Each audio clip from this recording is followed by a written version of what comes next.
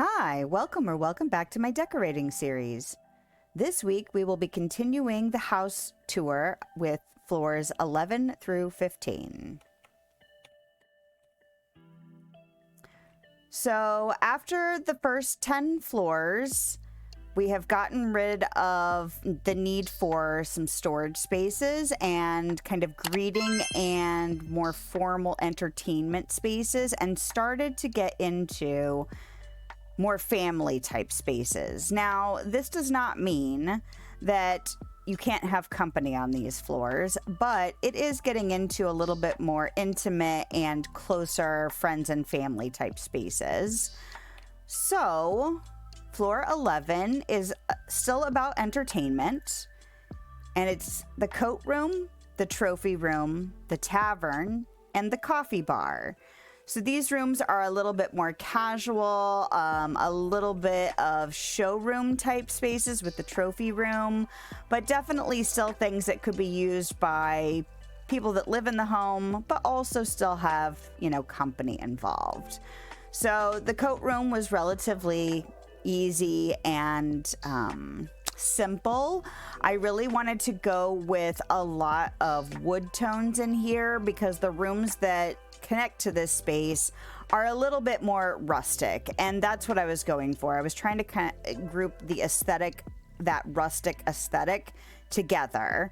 So I made a little sitting area and I got to use a lot of the little wooden pieces, some more interesting art on the walls. I want to say those are from the Haunted Mansion or Haunted Paintings, I think is what they're called. But I really wanted to lean into experimenting with these beams to create some closet type spaces. So this was another one of those rooms where a lot of math and spacing had to get done to kind of make it feel symmetrical. The only thing I don't like about the beams and curtains and things being used as dividers is that it's actually a little tricky to see in the room. Really wish we had a first-person perspective for some of these builds. So the first room I did on this floor, besides the coat room, was the trophy room. Now, I like how this turned out. It's kind of an interesting space, but one of the reasons I wanted a trophy room was because I knew that we had stuff that could be trophies, and also we had various types of weapon displays. So I didn't go with like trophies like taxidermy animals. I actually don't even think we have any apart from maybe like this chair, Gaston's chair. But I knew we had things that could be trophy-like. So award things, this urn, I think this is a Dream Snaps award for when you get your Dream Snaps to level 10, like the points that you earn from doing them. But I just knew that we had a lot of things that could look like trophies, awards, maybe like the fishing might be like some things that you would mount from actually fishing. Is fishing still in hunting? I don't know. But Gaston's picture found a home here. These, sword displays, the shield displays, the anvil, things like that. I just thought, oh yeah, lots of shields. I forgot how many shields we had. But I also knew we had a lot of banners and some more rustic things, and it just seemed like an appropriate floor to put a trophy room. And the next room that we did was another rustic room, but one of my favorites, the tavern. This room was such a fun room to put together. We had gotten some objects that I felt like I might struggle with finding a home for, but once I realized that I could stick them all together in this room, I was super excited about the idea of it because this room was kind of spurred on, maybe that's the right phrase for that, by the Snuggly Duckling bar. And I really wanted to use it. I had entertained the idea of putting it outside somewhere, but we had also, at the time that I built this room, recently gotten Peter Pan, so I had these wall pieces. And I really like the idea that maybe this room, you climb a ladder to get into it, and maybe it's in the underground somewhere. Now, does that make sense? Like, would you climb a ladder down 11 stories to get into some underground tavern. Maybe not, but you know, we have to make do with what we have. I feel like that's been a running theme for this entire process of building this house, is we just make do with what we have. But it gave me a reason to use this fireplace, these wooden fancy throne-like chairs, the wall pieces, the bar.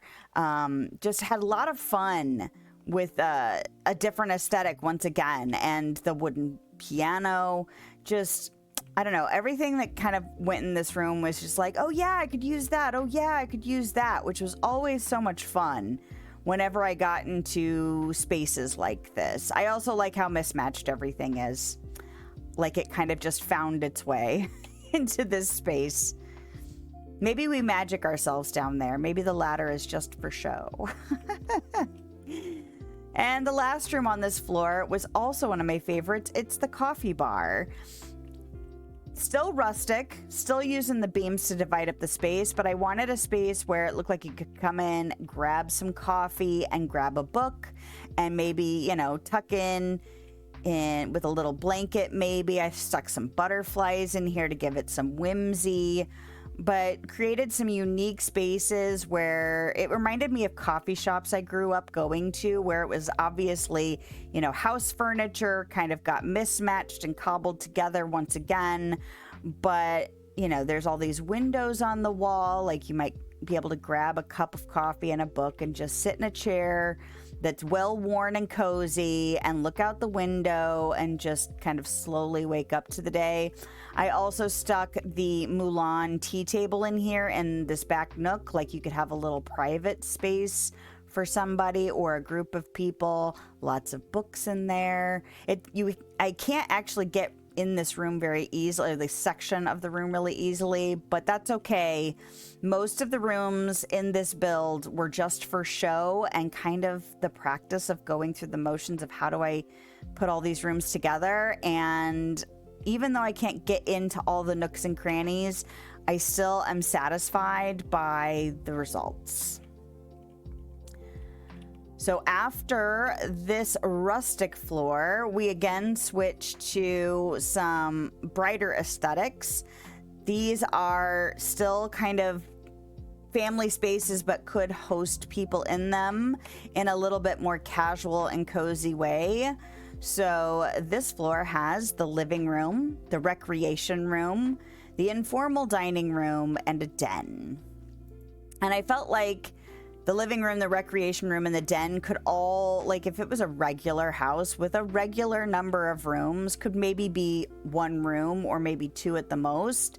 It was interesting kind of taking normal family type rooms and dividing them into their various purposes and creating rooms just around those purposes. This was also, I think, after we got inside out stuff. And so I wanted to really try and use some of the new things that I got. So the bright purple wall paired with the tangled rug, the pink couch. This couch is also from Inside Out, but also it gave me a home for those purple villain lanterns on the wall.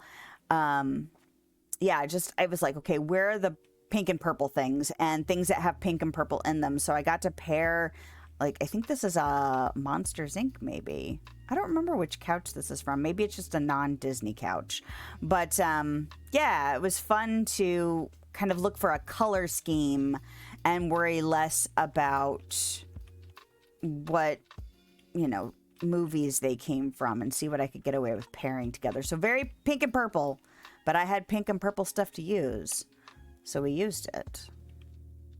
Then we have the recreation room, and I wanted this to be all about games, and I knew we had this tabletop thing that we could craft from, is it the Storybook Vale stuff that we could craft that from? I wanted to find a home for that.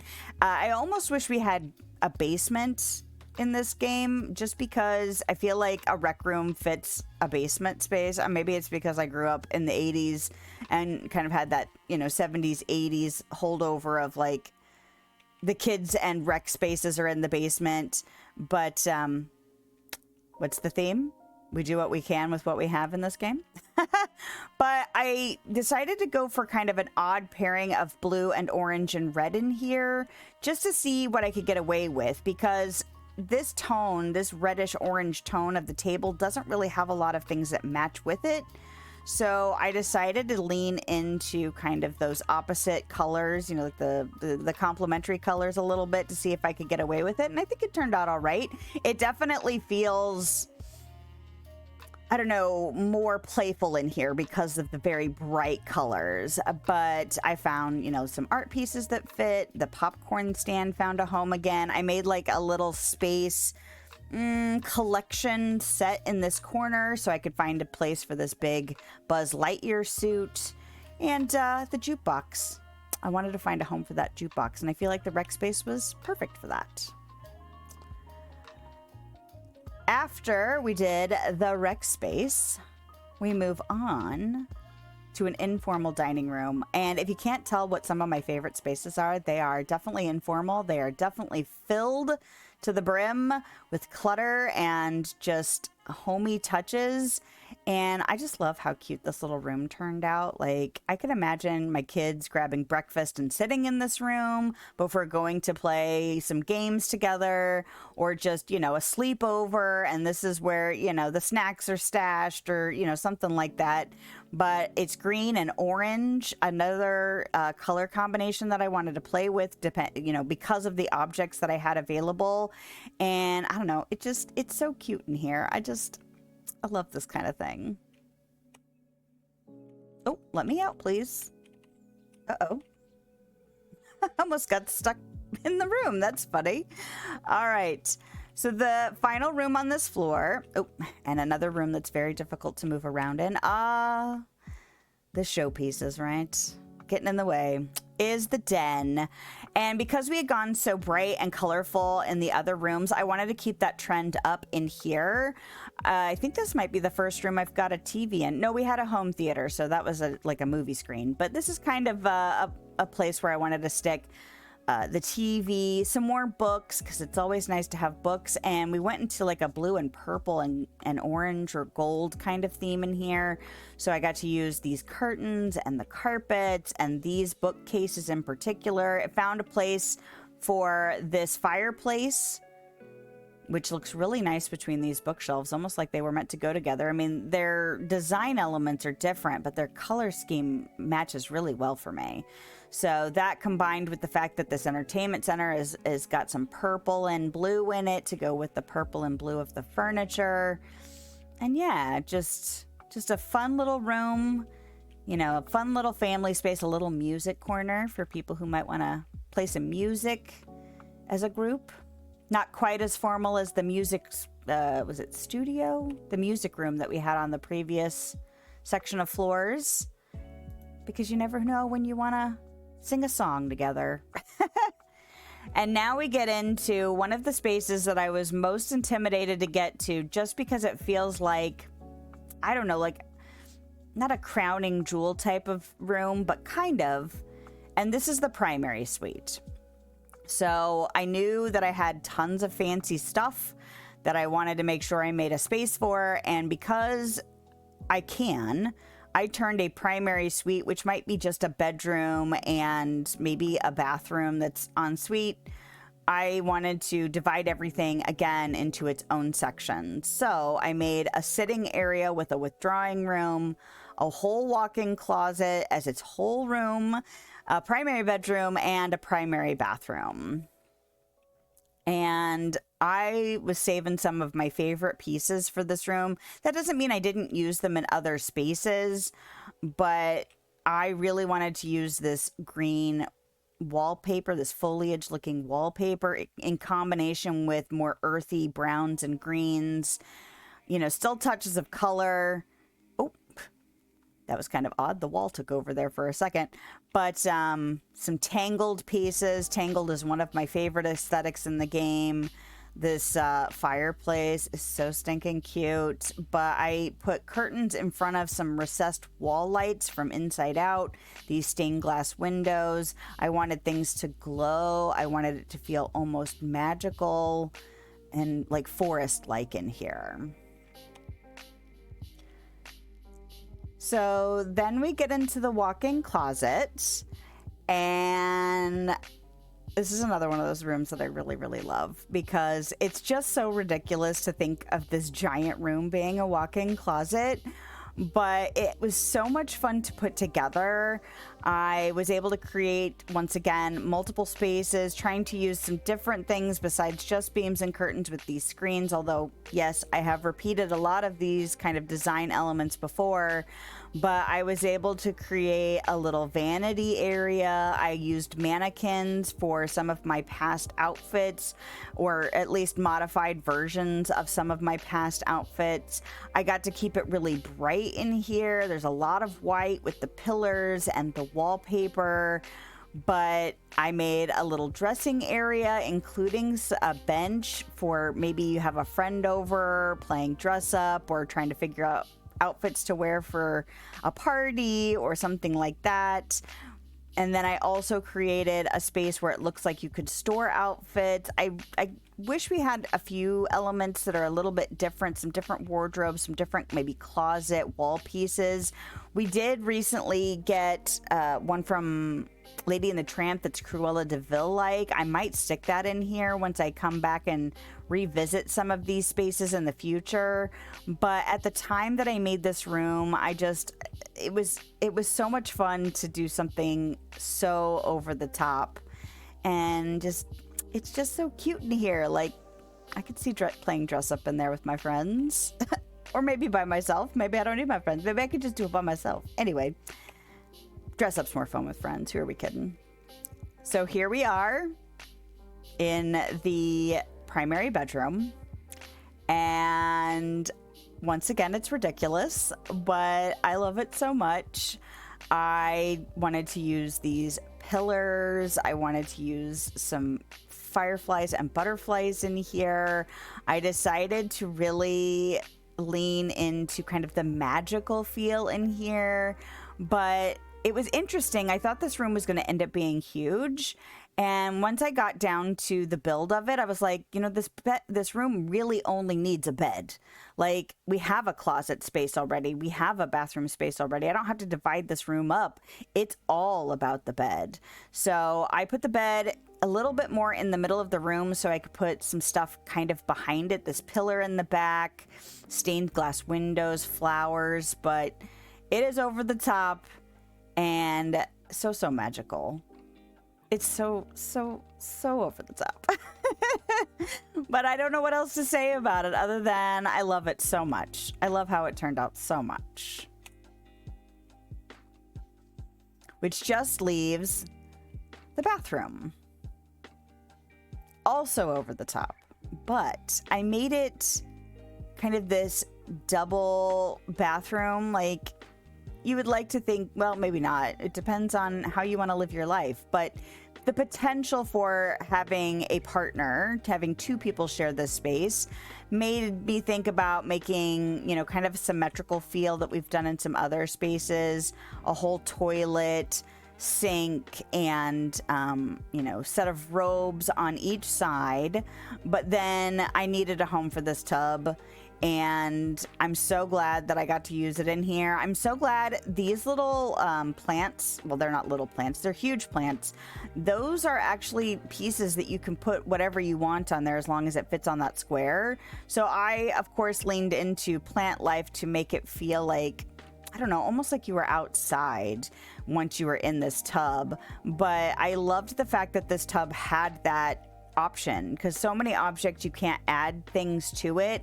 It's always nice when you can, you know, kind of customize the look of the thing by putting different objects on top of other objects, you know, kind of that layered thing that we were talking about in the previous set of rooms.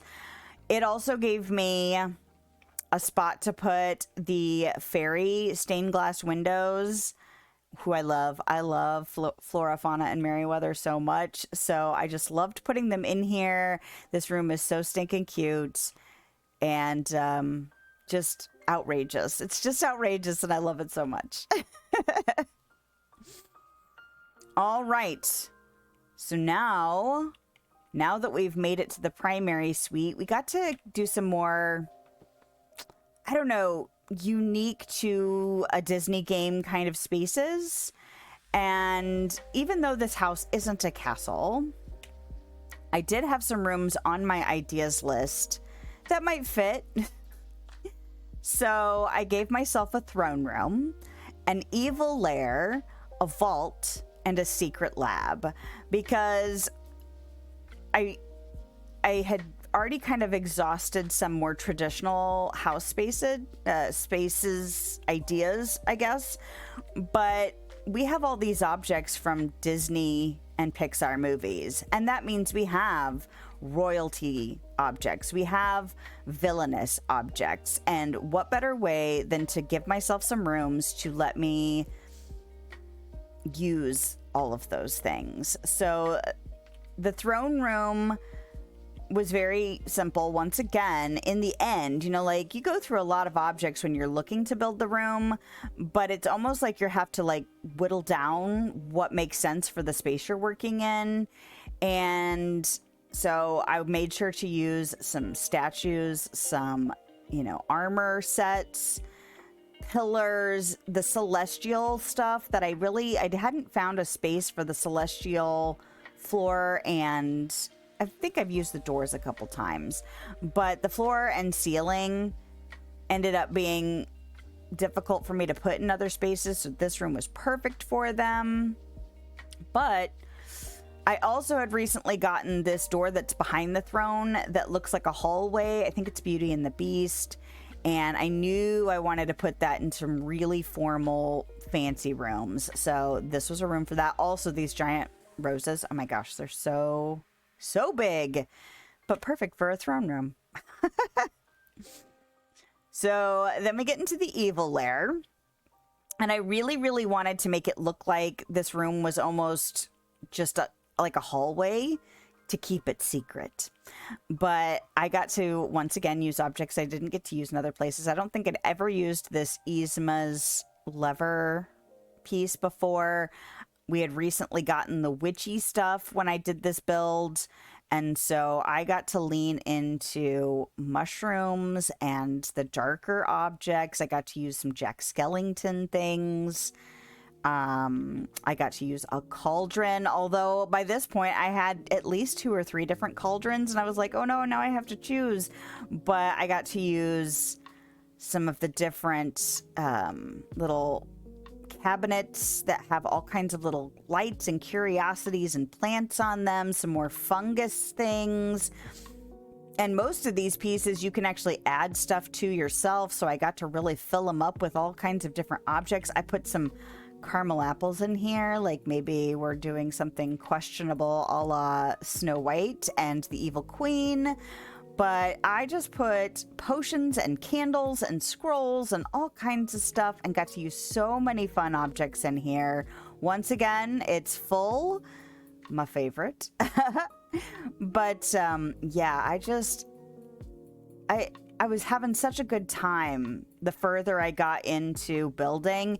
It's kind of funny going back and looking at some of the first few floors in comparison with the later floors, because you can tell that I was getting more comfortable with what to do in the spaces and just really playing up the different ideas that came along as we got through to the higher floors.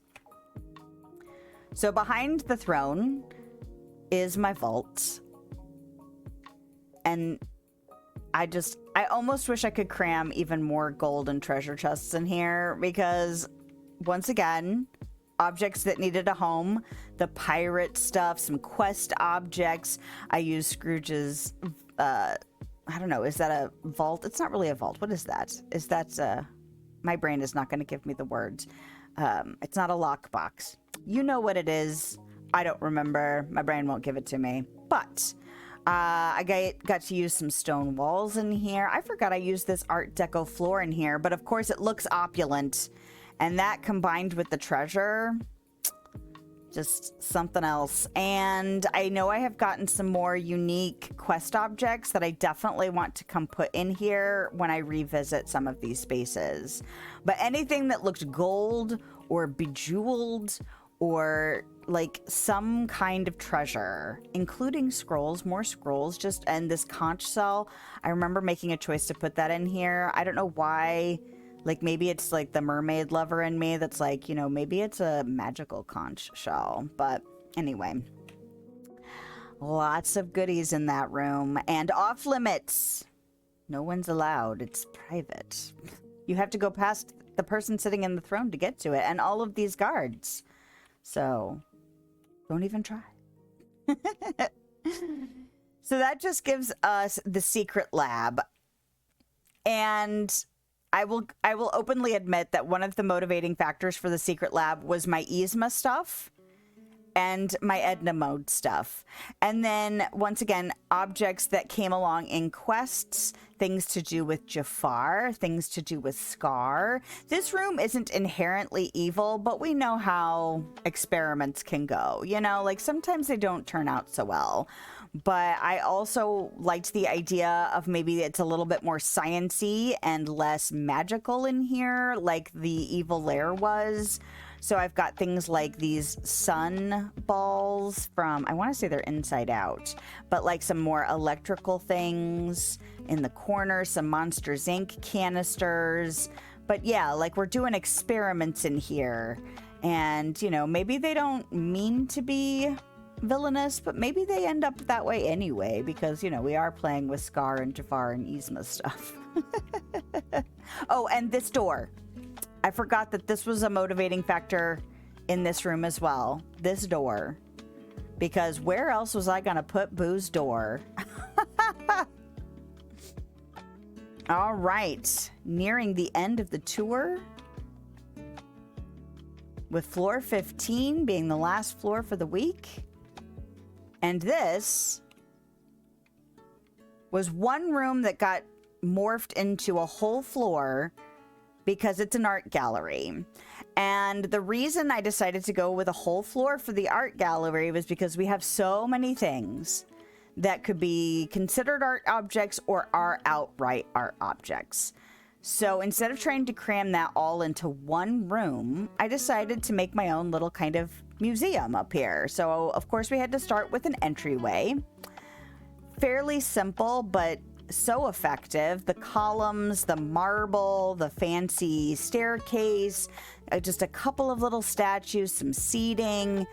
So effective for entering the different gallery spaces. So the first gallery ended up being more modern, contemporary type things. I wanted to lean into pop art and kind of looking at objects as art. There was lots of stuff in this room that reminded me of real life artists that I am familiar with. These mannequins, for example, are definitely inspired by a specific artist. The textured wall, some of like this motorcycle, definitely reminiscent of some real life contemporary artists. Giant objects, giant everyday objects such as this teacup. Well, I forgot 2 teacups. But there was some stuff that I considered for this room that didn't make it because I didn't want this room to feel cramped. If it's truly an art gallery, you would expect there to be people who would want to mill about and kind of look at the objects, discuss the objects, maybe on a tour, you know, in the galleries, that kind of thing. So I did end up having to pare down several things because I didn't want it to feel cramped. This was not storage. This was display for sure. So then the next room was definitely more of a traditional space. I went for statues and more traditional looking paintings. I gave it some more divided private areas. I wanted to use some stone in here. I really love the fact that I found a home for the different statues. I know I've used this statue before, but I had these turning red statues, the Prince Eric, and of course Maui front and center. Well, back and center, I suppose. But then I also gave some like secluded painting, like you could sit and look at the paintings if you wanted to. Once again, it's a little bit hard to see when we're not in first person, but definitely gave the right vibe for viewing art in some gallery spaces, at least in my opinion. And that leaves us with the last gallery space. And this was definitely more whimsical, more unique, a lot more objects as art pieces, because if you are into decorative arts at all, you know that there are periods of time where everyone's experimenting with really out there kind of versions of everyday objects. There's also historical factors like different periods in time and what was popular at that time, clothing as art objects, because they have historical significance in, you know, their eras. I also wanted to use a lot of the memory frames. I actually, when I first thought about doing an art gallery, really expected to use almost all paintings and statues. And I expected to use a lot of the memory frames because, you know, they're representative of animation, and that has artistic merit and value and could warrant a whole gallery all on its own. But I really loved the fact that I was able to kind of lean into pairing those things with some of these really interesting pieces that we have in this game. So it might not make sense to everyone, and this may not be your idea of an art gallery space, but I love the fact that some things in this room may not ever find another home in another space, and I feel like that even lends more credence to them being art objects. So yeah, just a fun room to play with. And that room might change a lot if I go back and revisit it, because who knows what we'll get in the future in this game. So that is the end of this week's tour. We only have 5 more floors to explore. And after this tour series concludes, I will be moving on to decorating my outdoor spaces. I'll see you for floors 16 through 20 next time. That's it for today's decorating adventure. If you liked this video, a thumbs up is a great way to let me know, and a subscription will keep you up to date on my latest shenanigans. If you want to hang out with me live, I stream on YouTube and Twitch on Thursday evenings and middays on Sunday. I hope you have a lovely day, night, time, wherever you are, whenever you are, and I'll see you next time.